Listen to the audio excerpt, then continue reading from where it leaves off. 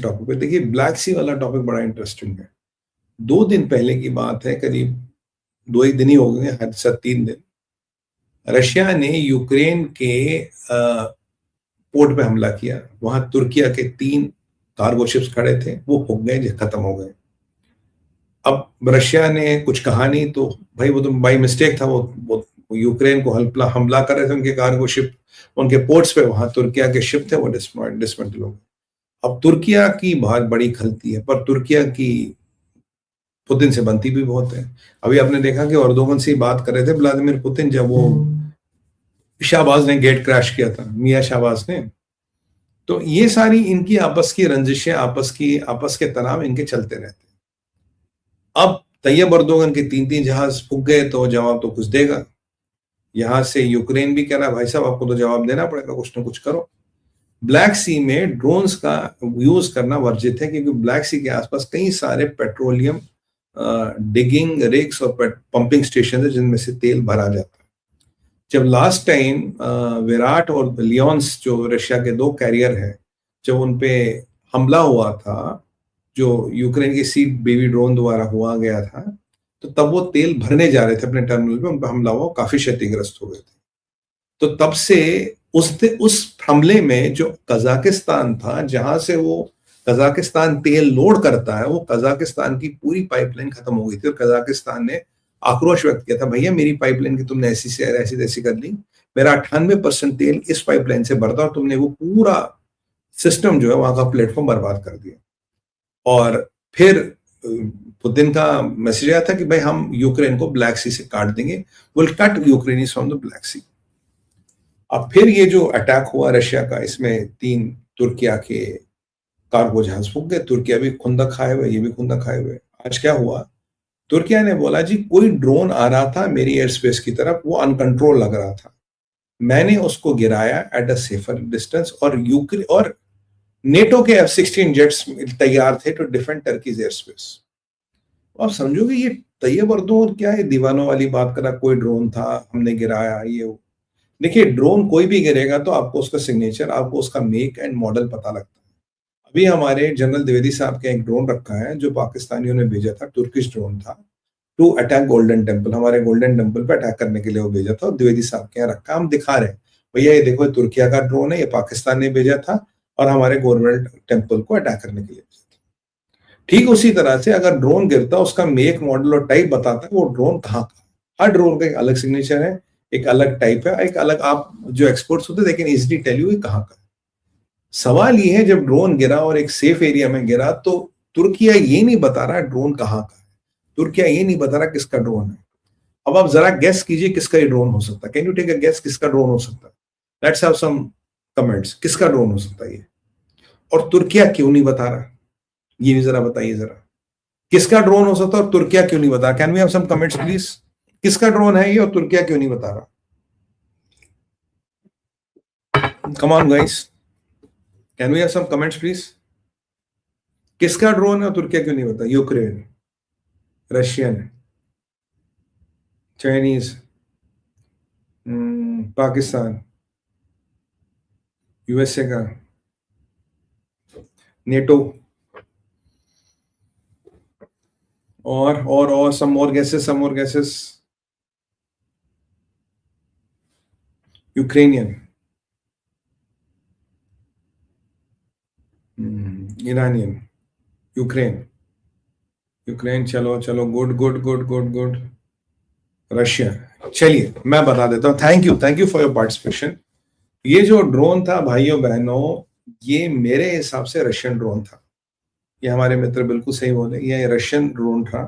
कारण क्या है कि ये जो रशियन ड्रोन आया, अरे टर्की के थोड़े ना ड्रोन आएगा, तो उसने कहा जी ये अनकंट्रोल था और मैंने इसको गिरा दिया और सेफ जगह इसने लैंड किया। अगर सेफ जगह लैंड किया, सबसे पहले ड्रोन का निरीक्षण होगा।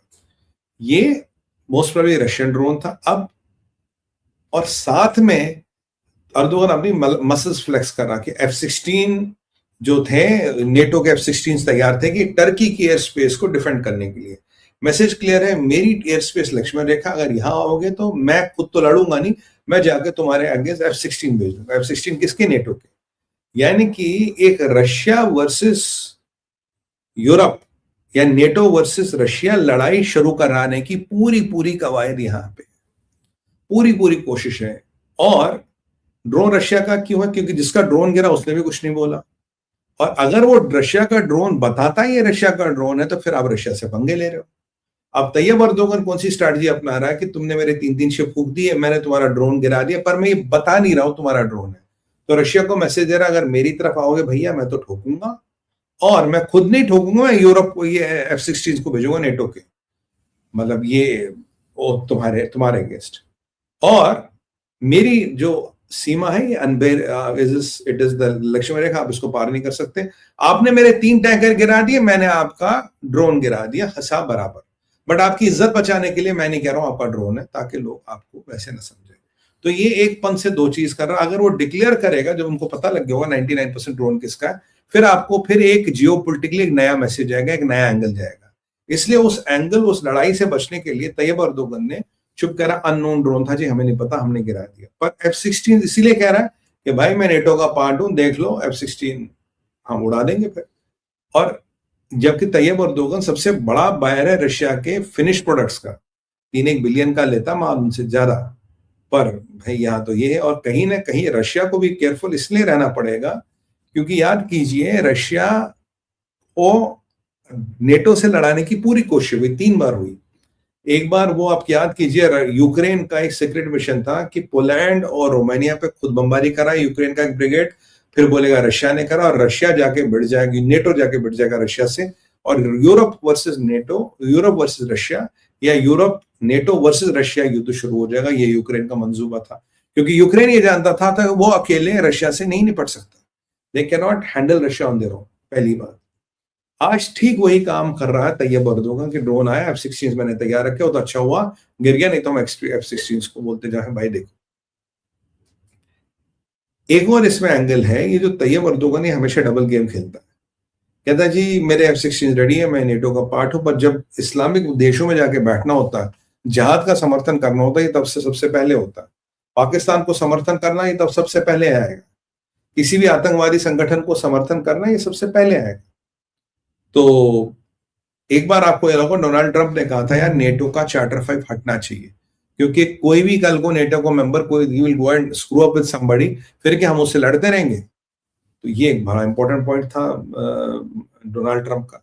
और ये तैयब अर्दोगन कभी ना कभी यूरोप को भिड़वा के रहेगा, ये मेरा आपको प्रेडिक्शन था। बॉस ये हर कोशिश करेगा कि यूरोप नेटो भिड़ जाए अमेरिका से, यूरोप नेटो भिड़ जाए रशिया से, पूरी कोशिश करेगा। He will not leave any stone unturned. दो टेक्निकली बोलेगा पुतिन को मैं आपका दोस्त हूं, मैं आपका जिगर हूं, whatever, but in the heart of hearts he will definitely try this trick. ये मैंने आपको बोला था, और यही ट्रिक ये अभी बिल्कुल कोशिश कर रहा था करने की, बट इसीलिए ड्रोन का नाम नहीं बता रहा। तो ब्लैक सी में दिन ब दिन जो गतिविधियां है वो बढ़ रही है, वो टेंशंस आर स्टैंड ऑफ बढ़ रहे हैं। और ब्लैक सी अगर एक बार आग लग गई तो वहां इतना ये पंपिंग स्टेशन और इतने होल्डिंग बेस है, वहां शायद ही आप कंट्रोल कर पाए। तो एक बड़ी विकट परिस्थिति बन रही है। और याद कीजिए वर्ल्ड वॉर 1 हो, वर्ल्ड वॉर 2 हो, तब भी मिर्चियां और खुजली यूरोपियनों को ही हुई थी, और अब भी मिर्ची और खुजली यूरोपियनों को ही हो रही है।